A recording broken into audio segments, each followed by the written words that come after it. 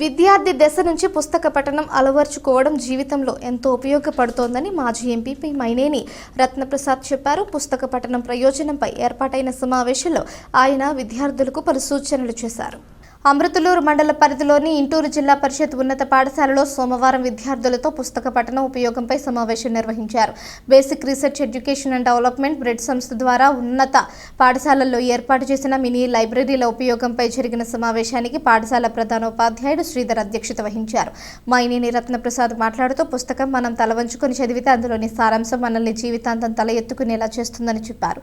భారత రాజ్యాంగ నిర్మాత డాక్టర్ బిఆర్ అంబేద్కర్, మాజీ రాష్ట్రపతి ఏపీజే అబ్దుల్ కలాంను స్ఫూర్తి తీసుకుని విద్యార్థులు పుస్తక పఠనం అలవర్చుకోవాలని చెప్పారు. ఉమ్మడి తెలుగు రాష్ట్రాల్లో వేమూరు నియోజకవర్గ పరిధిలోని ఉన్నత పాఠశాలలో బ్రెడ్ సంస్థ 22కు పైగా మినీ లైబ్రరీలను ఏర్పాటు చేసినట్లు తెలిపారు.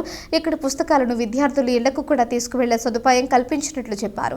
విద్యార్థులు ఏటా 15 పుస్తకాలు చదవాలని, తాము గ్రహించిన నీతిని విద్యార్థులు ప్రత్యేకంగా రాసినట్లయితే బహుమతులను అందజేస్తారని తెలిపారు. పుస్తక పఠనంలో పోటీతత్వం పెంచుకోవాలని సూచించారు. కార్యక్రమంలో ఉపాధ్యాయులు శ్రీనివాసరావు, జానీ, కృష్ణమూర్తి, చక్రయ్య, మల్లేశ్వరరావు, బాబీ, శాంతి తదితరులు పాల్గొన్నారు. బ్రెడ్ అనే సంస్థ 15 సంవత్సరాల నాడు ఏర్పాటు చేయడం జరిగింది. ఇది ఆంధ్ర రాష్ట్రంలో ఈ బ్రెడ్ అనే సంస్థ ద్వారా మరి మన ఊళ్ళోనే 1300 పుస్తకాలు ఉన్నాయి మన లైబ్రరీ. ఈ ఆంధ్ర రాష్ట్రం అంతా కూడా ఇవ్వటం జరుగుతుంది. ముఖ్యంగా మన నియోజకవర్గంలో అన్ని నియోజకవర్గాల కన్నా ఎక్కువ పుస్తక లైబ్రరీలు 22 లైబ్రరీలు ఇచ్చాము జిల్లా పరిషత్. అట్లాగే మరి ఇంత ఎక్కువ ఇచ్చిన నియోజకవర్గం లేదు. మనం ఎందుకంటే ఈ జిల్లా పరిషత్ హై స్కూల్లో చదువుకునేదంతా కూడా పేద పిల్లలు, మరి మీ అందరికీ అన్ని సౌకర్యాలు ఉండవు కాబట్టి ఈ పుస్తకాలు చదువుకోవాలనే ఉద్దేశంలో మరి బ్రెడ్ సంస్థ ద్వారా నేను జిల్లా కోఆర్డినేటర్ ఉండగా ఎక్కువ చేయటం. అట్లాగే వీటికి ఇచ్చేది ఎవరికంటే NMS national means merit scholarships అని 6 ఏ స్కూల్కి వస్తాయో ఆ స్కూల్కి ఇస్తారు. కానీ నేను ఆ రోజు దాంట్లో ఉండటం వల్ల ఈ అందరికీ చేయటం జరిగింది. మీరు బాగా మరి ఇవాళ అంబేద్కర్ గారు కానీ అబ్దుల్ కలాం గారు కానీ అంత గొప్పవాళ్ళు అయ్యారంటే పుస్తకాలు చదవబట్టి. ఆ రోజుల్లో టీవీలు లేవు, ఫోన్లు లేవు. కాబట్టి మీరు ఆ టీవీలు, ఫోన్లు కన్నా ఇక్కడ అన్ని పుస్తకాలు దాదాపు మీ లైబ్రరీ జక్రే మాస్టర్ గారు చూపిస్తారు, హెచ్ఎం గారు, మిగిలిన ఉపాధ్యాయులు.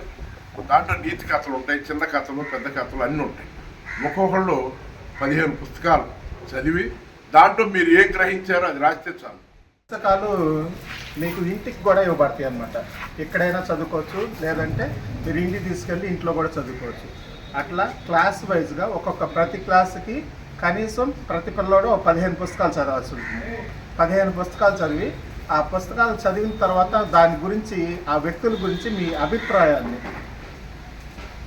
ఆ వ్యక్తుల గురించి మీరు ఏం తెలుసుకున్నారు, అంటే గాంధీ గారి గురించి చదివినా, నెహ్రూ గారి గురించి చదివినా మీరు ఏం తెలుసుకున్నారో ఒక నోట్స్లో రాయాల్సి ఉంటుంది. అలా రాస్తే తర్వాత మొత్తం కూడా మన స్కూల్ తరఫున జక్రీ మాస్టర్ చూసి ప్రతి క్లాస్కి 2 ప్రైజులు ఇస్తారు. ఫస్ట్, సెకండ్, 6th క్లాస్ నుండి 10th క్లాస్ దాకా. మీరు ఎవరైతే బాగా రాశారో, దాని గురించి బాగా చదివారో 15 పుస్తకాలు ఖచ్చితంగా చదవాలి. ఆ పుస్తకాలు కూడా 2 భాషల్లో ఉన్నాయి. తెలుగులో ఉన్న ఈ పుస్తకాలు, అలాగే ఇంగ్లీష్లో కూడా రాయాల్సి ఉంటుంది. మన సార్కి ఇస్తే దాన్ని బట్టి మీకు ప్రైజ్లు అనేది ఇవ్వడం జరుగుతుంది.